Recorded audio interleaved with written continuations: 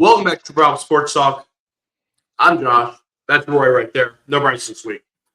MLB, let's jump right into it. Let's not wait around. I'm going to go over the standings of Major League Baseball. You want me to do it? Go ahead, Roy. You want to do it? Rip it. Yeah, give me something to do here. All right, so we got the standings as of right now. The Yankees lead the American League East, 46-30. They're 2 games up on the Tampa Bay Rays, who are 43-31. Toronto is a game under 500, 8.5 back at 38-39. Baltimore 10.5 back at 37-42, and then Boston 31-44 at 14.5 back. The NL Central, kind of got a new leader. I mean, after 1 week of the White Sox, the Cleveland Guardians are 41-37, but they're only a game up on the White Sox, who are 39-37. The Twins 3.5 back at 38-41. Detroit 33-44, or 7.5 back up on the Yankees right now as we're talking. Kansas City 32-46, 9 games back. Bobby Witt hurt. We'll talk a little bit about that. And they're 9 games back in last place. AL West, the Mariners with the hot streaks of their pitching staff lately, 40-39, lead the division. And you got the Athletic A's, the 38-40, game and a half back. Texas 37-40, 2 games back. Houston 37-42, 3 games back, and then the Angels, one of the worst teams in baseball, above the Red Sox at 32-49 or 47, 8 games back. The National League teams, NL East, Atlanta 6.5 up on the Phillies. Atlanta is 48-28. Phillies are 42-35, 6.5 back. Marlins 40-38, or 9 games back. Washington 40-38, also 9 games back. The Mets 34-43, 14.5 back. Wow, big time sellers coming up for them. NL Central, the Brewers just keep winning. 5-5 in the last one, but they just keep winning. 46-29. They're ahead of St. Louis here, 41-34, 5 games back. Then you got the Cubs at 40-37, 7 games back. Pittsburgh 39-39, 8.5 back, and Cincinnati 37-39, 9.5 back. The NOS, Dodgers leading 49-29. The Padres at 39-37, or 9 games back. I mean, that's a huge lead for second place for the Dodgers right now. The Diamondbacks 39-38, 9.5 back. San Francisco 31-46, 17.5 back, and then the worst record in baseball, the Colorado Rockies 30-48, 19.5 back, or 19 games back. Pretty pitiful on some of those teams. Yankees just hit a 2-run shot. I looked at that. You said that. At Med Rosario. I'm gonna take a different approach here. We always talk about teams that playing really good. Some teams that aren't playing so good. I'm gonna take 2 teams, and I'm going to talk about them just a little bit more in depth, and I'm not going to talk really about all the others. With a record of 31-46, the second worst in the sport, let me confirm, tied with the second worst in the sport with the Red Sox, the San Francisco Giants are a better baseball team than 31-46. They just are. And I don't mean with not counting that record, they're better, as in they should be better. They should have a better record than that. They have Rafael Devers, who, since the guy in San Francisco, is nothing but mistakes and loud noise and not playing good baseball. They just called up Bryce Eldridge, who has torn the cover off the baseball, one of the best hitting prospects in the sport. He DHs a lot because he's blocked at first. They have Matt Chapman, who is one of the best defensive third basemen in the sport. Gives you 245 every year. Solid bat. Not saying he's a generational bat. Up the middle, they paid Willie Adames a lot of money. Out in the outfield, they signed Harrison Bader this year. They have Jung Ho Lee. They don't have a whole lot at catcher, but they had Patrick Bailey, who's one of the best defensive catchers in the sport. They have Logan Webb. They have Robbie Ray. This team has pieces. They haven't put it together at all in the last 2 years, and I really don't know what it is. I don't know if it's a clubhouse thing. I don't know if it's because they have a rookie manager who is a college baseball coach. I don't know what it is, but they're trying. They've been trying to get the big guys. They get a few decent players, and 31-46 just can't happen. They cannot be 1 game better than the Colorado Rockies. They just can't. So that's my gripe for the Colorado Rockies. And then my other one is I'm going to do it the opposite route on a great team so far is the St. Louis Cardinals. I mean, we are 3+ months into the season. This team has virtually no pitching. Let's be real. Their bullpen is one of the worst in the sport. Their rotation really isn't a whole lot better, especially on paper, but they've had good performances. But they're 41-34. And yeah, you could say, well, their division's not great. They have two teams that are either at 500 or below in the Reds and the Pirates. They play in a very good National League, who you play more teams in the American League. Against teams that are better than 500 currently. They're 21-19, very respectable, 500. They've got good hitting from some of the young kids. Weatherholt looks like a Rookie of the Year candidate. They haven't had Newbar much of the season. They've had Jordan Walker, couldn't think of his name, breakout, going cold spurts, breakout, going cold spurts, but still been very good. Burleson's a really good hitting first baseman. They've just got contributions everywhere without much pitching. And it's really just a bunch of young kids, so good for them. That's all I got. No, yeah, I mean, you talked about San Francisco. I agree. I think it is a clubhouse thing. Just a couple players on that team, I think, just aren't great teammates. And with a young rookie coach or manager, I think it's hard for them. But that is one team I was looking at. Yeah, I mean, like I said, I was going to talk about Bobby Witt getting hurt. Kansas City Royals. I mean, I think we all had higher expectations for the Royals. Bobby Witt, second time he's gotten hurt in that knee. It's a sprained MCL. He's day-to-day. He's probably going to be out for a couple weeks, probably for rest. I mean, they're not in the – I mean, they're technically in the race. But you got Garcia out. Your pitching staff's been okay. It's not been anything great. This team just – isn't scoring runs like they need to. I mean, I watched them against the Cardinals last or 2 nights ago, was it? I think, or maybe it was last night. And it was just, I mean, you hit a couple home runs, but I mean, you got guys who are striking out a ton. So it's just it's a disappointing to see the Royals that way. The other team, I mean, we talked about this team a little bit last week as one of the youngest teams in baseball, the Angels. I mean, I don't know what that franchise can do. I mean, you guys, you spend money, you don't spend money. You bring in young talent, you always drafting at the top, near the top, and you're one of the worst teams in baseball at 32-47. I mean, as an organization, they just need to make a complete change if you're going to do something. I mean, they got some good starting pitchers that Reed Detmers or whatever. I was reading an article about what they should do. Is this a time for a complete reset where you take some of your top players and trade them for prospects and just say, hey, I'm done, and then try to get Mike Trout to take. I mean, you just start trading even your assets and just say, you know what, we're doing a complete reset and we're going to do something. Is that what you do?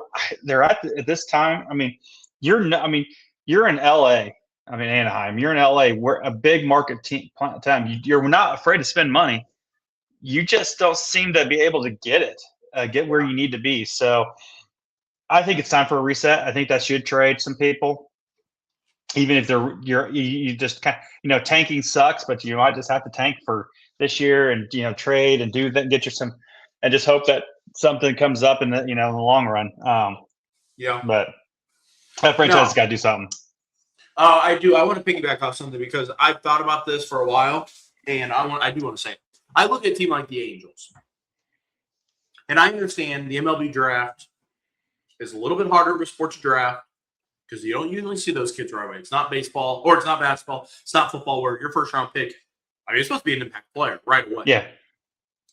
But I would say in the last 3 or 4 years, I've really deep dove into some prospects because my fantasy baseball league. And the Angels had the number 2 pick in this past draft, 2025, where they have a current player already. The first pick was a shortstop, high school, Eli Willits. Okay, can't take him. Didn't have the first pick. They had the second pick. They could take anyone else on the board. Everyone going into the draft had a consensus number 1 player as Cade Anderson. He had just came off one of the most dominant seasons as a left-handed pitcher. College pitcher who is more ready than a high school player. Okay. He's on the board, ready to go. the Angels say we want pitching. The Angels need pitching. They haven't had really much good pitching. This year they've had 2 good breakouts, but I mean, other than that, they haven't had anything. And what do? They go the cheaper option and they take Tyler Bremer from UC Santa Barbara, who's really not supposed to be a top 5 pick. Now, is Tyler Bremer going to be a bust? No, I wouldn't say that. I don't know. Yeah, you know. But they chose the cheaper route and didn't take a surefire good player. Now, could Cade Anderson have fizzed out, or could he fizzle out? Sure, I guess he could. Yeah. But Cade Anderson, without the stats in front of me, has pitched like 60 innings in Double-A. That's where Seattle started him, Double-A. 60 innings. He's given up like 4 earned runs. He's got like a 1.1 ERA with like a 14 Ks per 9. Yeah. He's been just unhittable in Double-A. And yes, Bremer's probably been pretty good. I know he's been decent. I don't know how good in like high A or low A or whatever he's in. But just go the cheaper route. They just didn't want to pay Cade Anderson big money coming off his College World Series run. Well, guess what? If Cade Anderson becomes a future ace for the Seattle Mariners and Tyler Bremer becomes a middle-of-the-rotation arm, it's another example of them just not doing the right thing. Who cares if he's more expensive? You're not paying anyone else. You take the best player. You take the best player. It doesn't matter where you're at. You take the best player because that's who you look at future. I mean, like you said, they need pitching. Well, they just need good players. I mean, so you just take who the best position. Like if you think that you don't need high school players because that's just too long of a. I mean, if you're looking that far down, they need something now. I mean, they're not competing at all, and they haven't for years. Yeah. And so they really needed to draft somebody that could be an immediate pack within the next year. And they've done that, and then they've just skipped minor league baseball. And I'm not saying it's a bad idea, but it's also not great. I mean, they took that shortstop from Tennessee, I can't think of his name, and played him at second base. It was just horrific. He played like 8 minor league games. Like, he needs some time in Double-A, Triple-A to get used to some pitching. So I just don't think the Angels – I honestly, if I would go on a limb, let me think about this. I think they're the worst ran organization in the sport. I think they're worse than the Colorado Rockies. At least the Rockies have had some good players come through. It's hard to pitch there, and they just can't get anyone to come. Miami's another one, but Colorado's had their moments at least where they have been good. I mean, the Angels haven't been good since 2005 when they. 2004. Let's see, they won it in 2006 is when they won it. So. Yeah. I mean, you're talking last time they truly were a team. I mean, they had Trout and Ohtani at the time. They didn't make the playoffs. I mean, so Trout in his career, in his luxurious career, I believe is at 6 playoff at-bats. I know it's 2 games. They got swept 2-0 or 3. I didn't even know he had innings. So is like rookie year. They made it to the wild card round. They lost, and he was out, or whatever it was. But yeah, I agree. I would take them as the number 1 misrun organization, and that by a bunch. Let's go to some players of the week. Roy, you want to go first? Yeah, you know what? I went with something different this week. I went with the play of the week, basically. Jordan Beck out of the Colorado Rockies. I don't know if you saw that. He robbed a 3-run homer by Castellanos late in the game. He got up. I don't know if you saw that. He got up into the crowd. Left field he is in the crowd, probably about his hand in the crowd, pulling the home run back. And it was just, I don't watch Colorado Rockies baseball, but I do watch highlights. I do watch things. And when I saw that, I was like, you know what? I'm going to give a shout out to the Colorado Rockies. I know we were just bitching about how bad they are. I'm like, you know what? I'm just going to give them a shout out to one of their players because they're not very good. I mean, the worst record in baseball, but in that moment right there, Jordan Beck did a great job on a defensive play, and I was very impressed with how he did it. Yeah, that's a good one. I really didn't want to pick this player, but ball does not lie. And when you are absolutely red hot, Roy, you play baseball, I play baseball.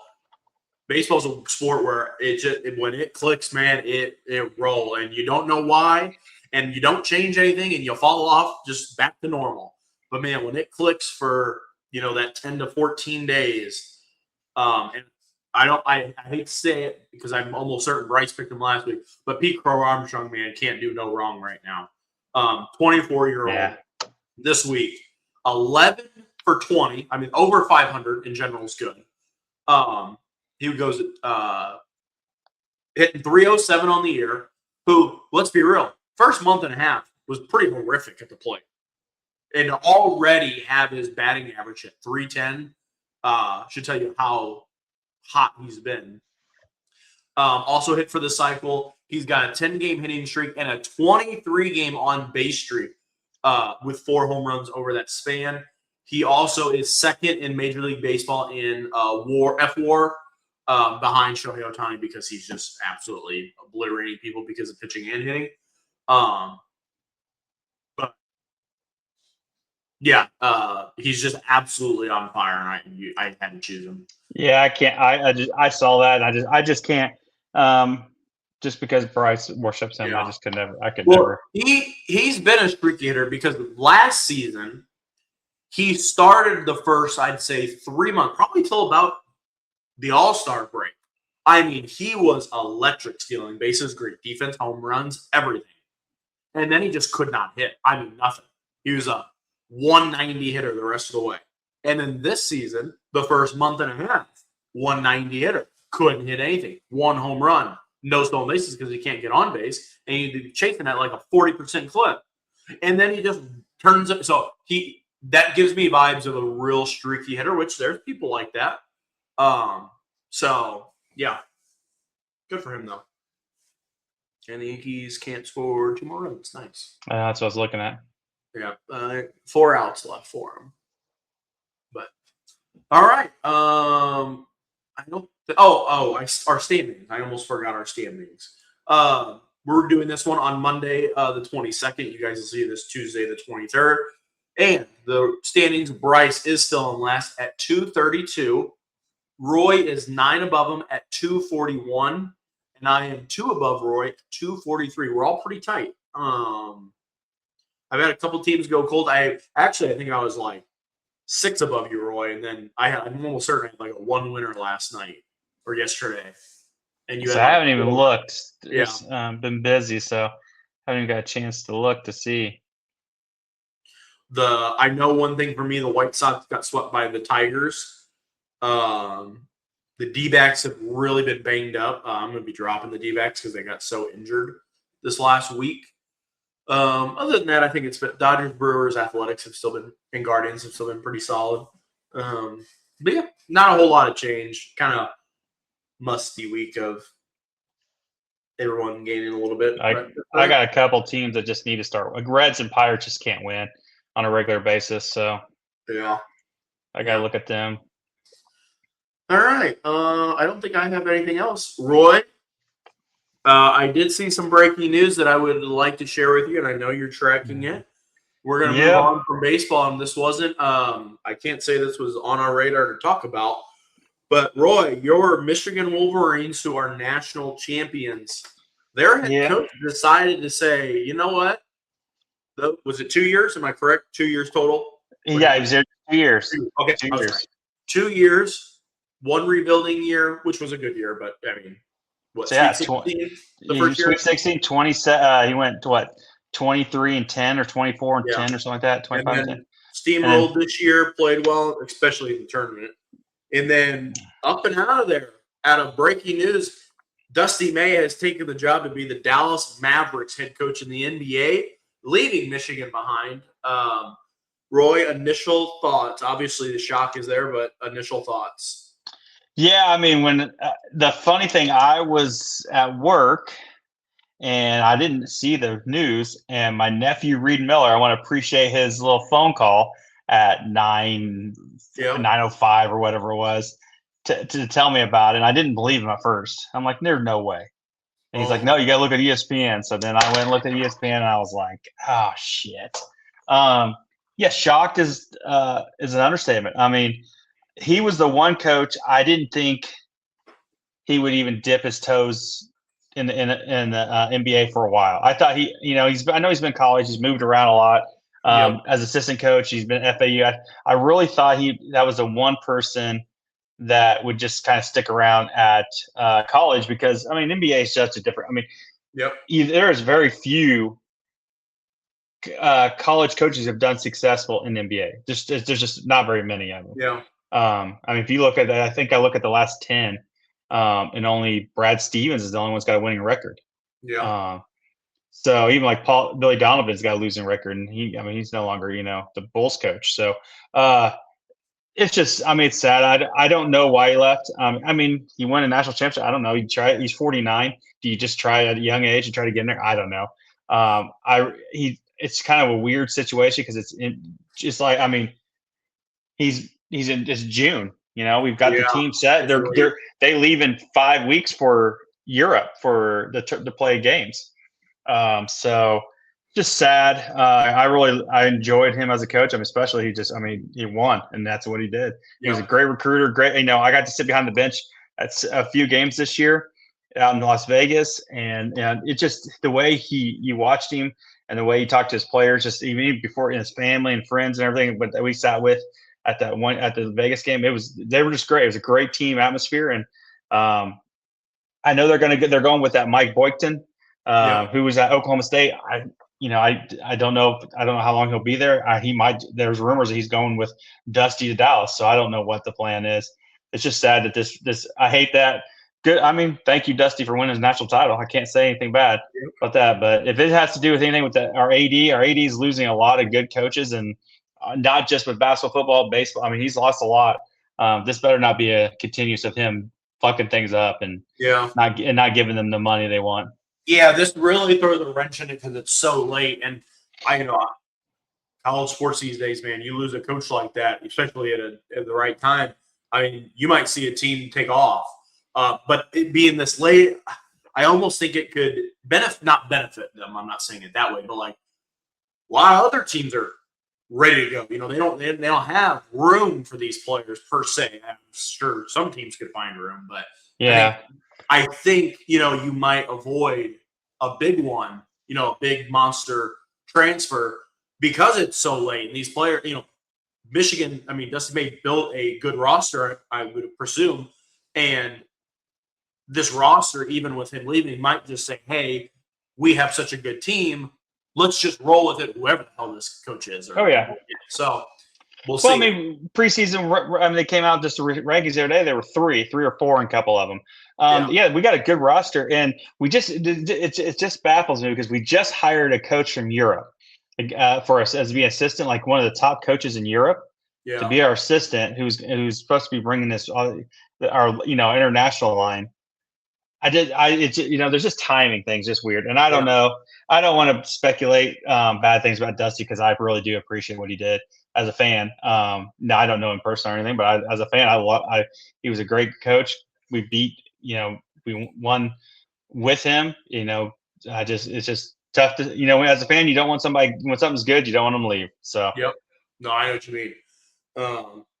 Well, as an Illinois fan, I'm glad he left. One thing I will say though, I do agree with you. I don't think that college coaches have had much success, but I don't think Dusty May is a recruiting coach. Now he recruits well, but I think that's because he was a good basketball coach. Mm-hmm. You could tell he was really good at X's and O's. You don't lead Florida Atlantic to a Final Four if you can't draw up some plays and get creative and dissect the team because they're undermatched almost every game. Now they have some good players on that team that ended up playing at bigger schools. That helps, but still. So I think he might have a little bit of a better transition than some other guys. But then again, Billy Donovan was also a good basketball coach, not just. I think the thing about Dusty is his relationship with players. I mean, in NBA, you got to have that relationship now. These players are so egomaniacs now. Yeah. I'm not saying that they didn't used to, but they're really bad now with social media and stuff. He's a player's coach. I think he's just a good identifier of talent at the college level. And we'll see how he does at the NBA level. Yeah. And that's a little bit different because he's got the GM with him and stuff. But as a XOs, yes, he's really good. But I just think he knew how to recruit players that fit him and fit how he wanted to do things. And Yeah. he just was good at that. And he'll have success I think the way his personality and the way he is, I think he can have success at the next level. Yeah, I agree. I But we'll see. Yep. We'll see what this season holds for Michigan. Going to be a lot of question marks now. Going Well, into that year. already a couple people have announced they're coming back. Trey McKinney announced on Twitter, and so did or on X, sorry, and so did Ellie Cadego. Let's just see what some of those transfers. I don't know.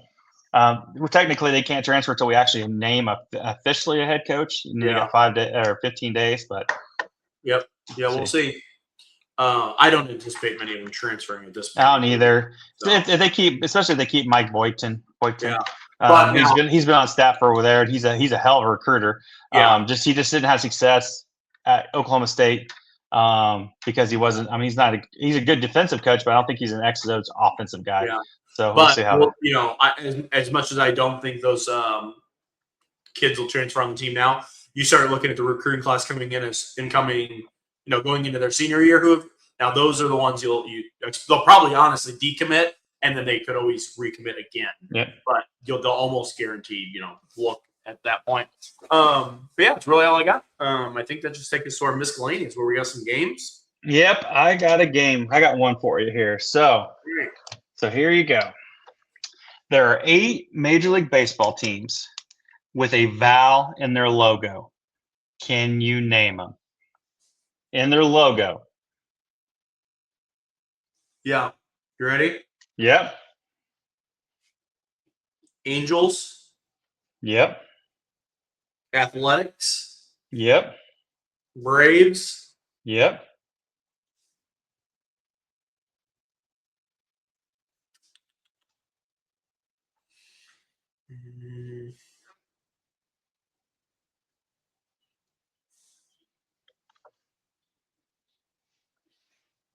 Five more.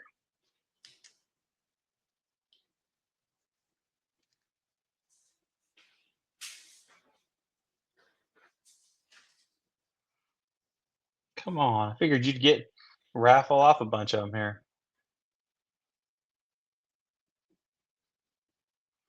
Want a hint? Not yet.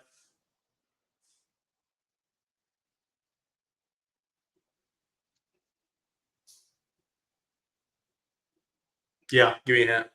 Well, I'll give you a hint that 2 of them are in one town. How about that?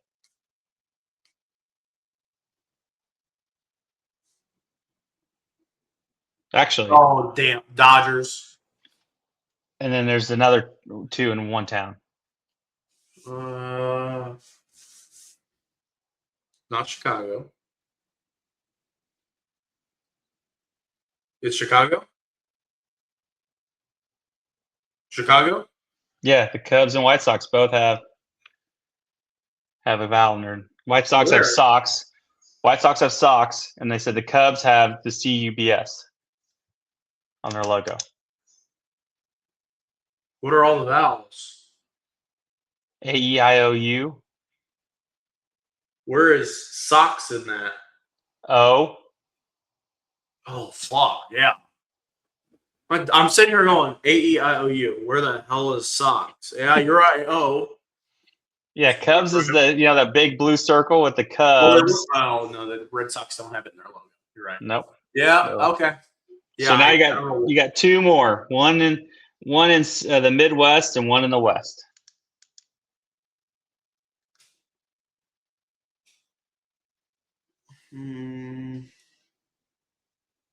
I know you've talked about one of the teams today.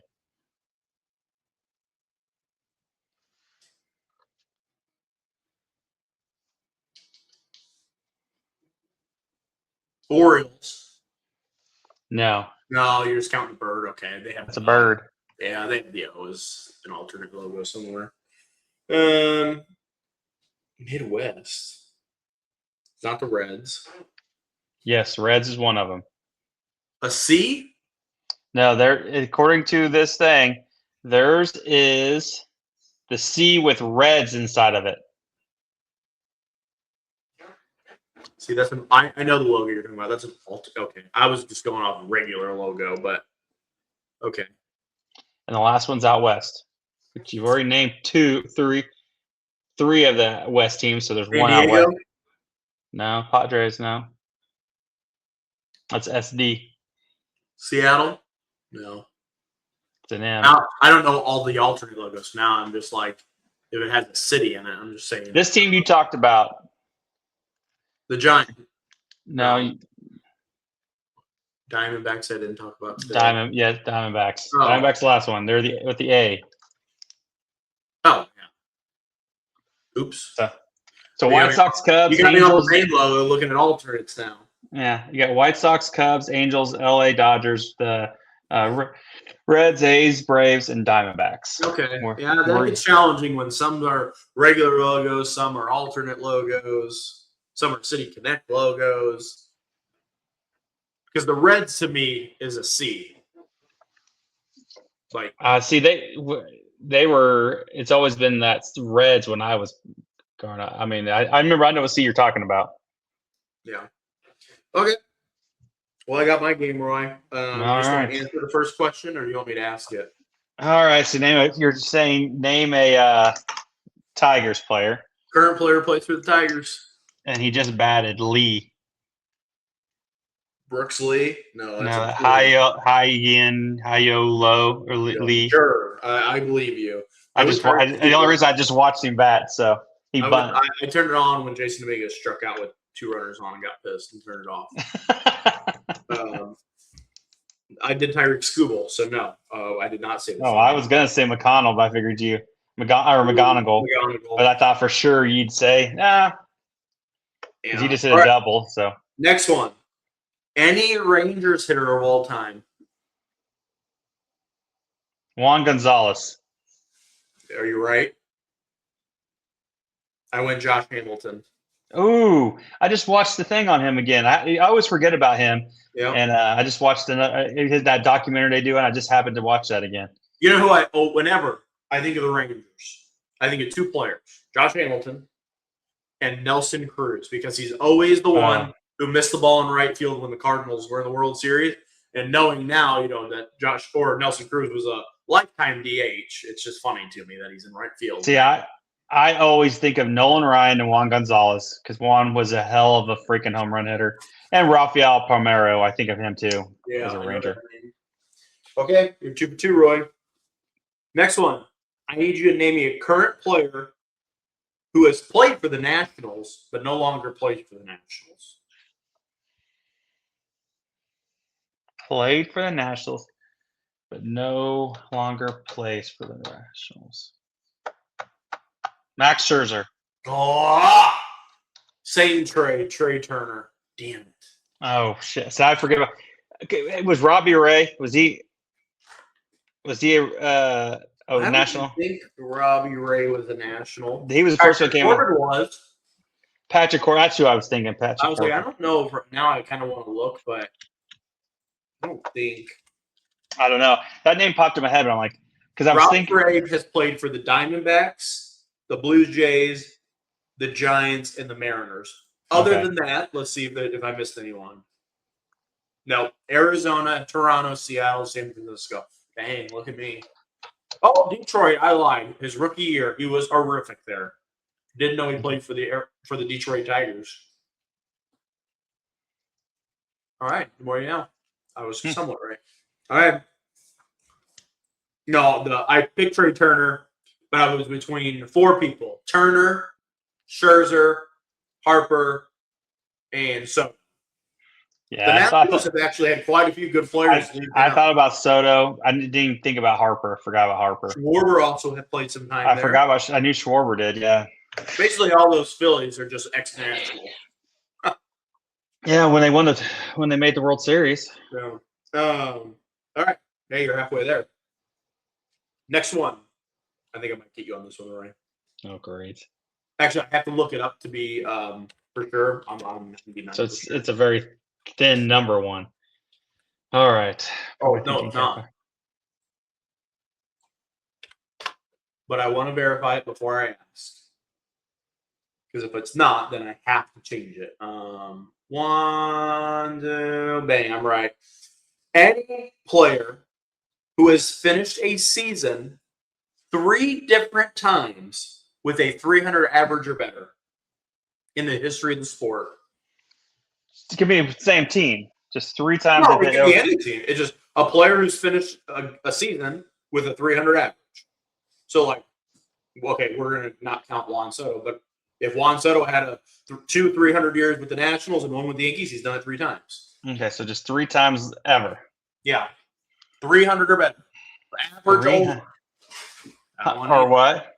Average only. No on base, no nothing. Right. I am going to go with old school. Ted Williams. No. I went old school, and I went in the same division. Who'd you go, Jumpin' Joe? No, I went Cal Ripken Jr. Oh. I really thought you were. I was going to go Tony Gwynn. Yeah. Dang it. But I thought that was too easy. I really wanted to say, I mean, if I would have sniped that, that would have just been one of those. That would have been, because I was like, damn. Because I was trying to think old school. I was like, he doesn't know anybody old school. Well, old people all have high averages. So like Ted Williams did. Like, I think he batted 400. I mean, yeah. Cal Ripken's, because I have his page right here. I didn't know he won 2 MVPs. Good for him. I didn't know Cal Ripken won 2 MVPs. No. 83 at the age of 22 and 91 at the age of 30. He also won Rookie of the Year in 82. It was a pretty good career. What was his highest batting average year? What year? I'm just doing this for myself. Your camera got off of you. There we go. Full season, I'm not going to count half season. 1991 at age 30, he hit 323. Gold Glove, Silver Glover, All-Star, and MVP. All right, you said Teddy Ballgame. Ted Williams, yeah. Ted Williams. Oh, he missed 3 years for military service. Yeah, he was in World War II. 43, 45, 43, 44, and 45. He's also a 2-time MVP. 46 and 49. What was his highest batting average? Was it 400? Oh, yeah. Full season, 1941. He did not win the MVP. He hit 406. Did not win the MVP in 41? Let's see who won it. I got to see who won that one. The New York Yankee legend, Joe DiMaggio. Oh, man. 41? Is that when he had his hit streak? No, because that was in his 30s. That was in the 30s. Joe DiMaggio had 1.1 less WAR. He played in 4 games less. He hit 7 less home runs. He had 8 more hits, way less runs scored, more RBI. Oh, I tell you what, he should not have won. Wow, anyway, Ted Williams sounds like he got screwed. Yeah, other than it was a Red Sox, and I'm a Yankee fan, so I'll take it. Yeah, I will too.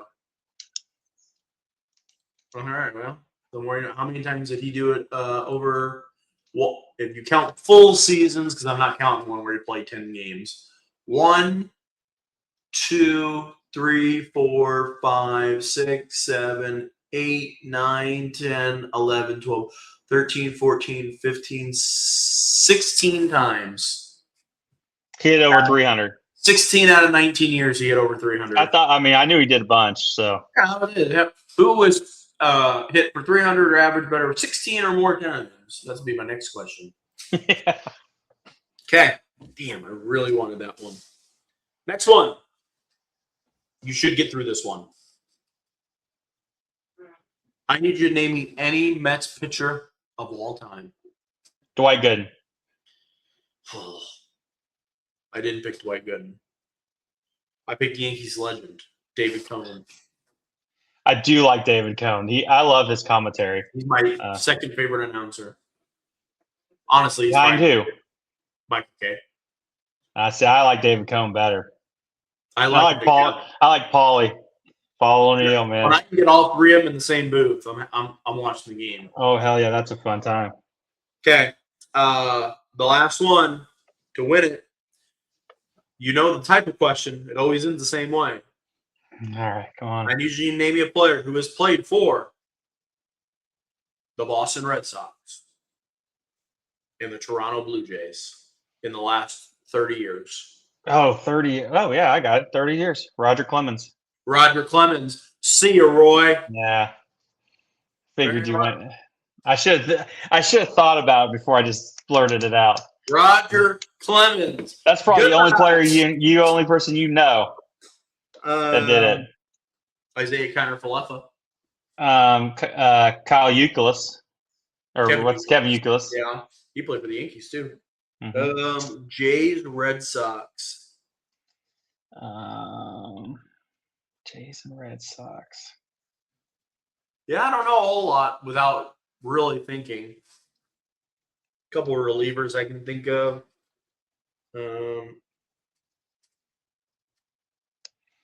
Yeah, I should have thought about that more instead of just blurring out the button.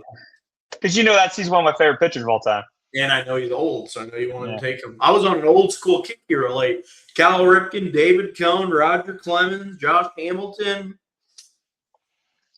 Yeah. Gotta win. You got me once or twice in a row. I'll get you next week. All right.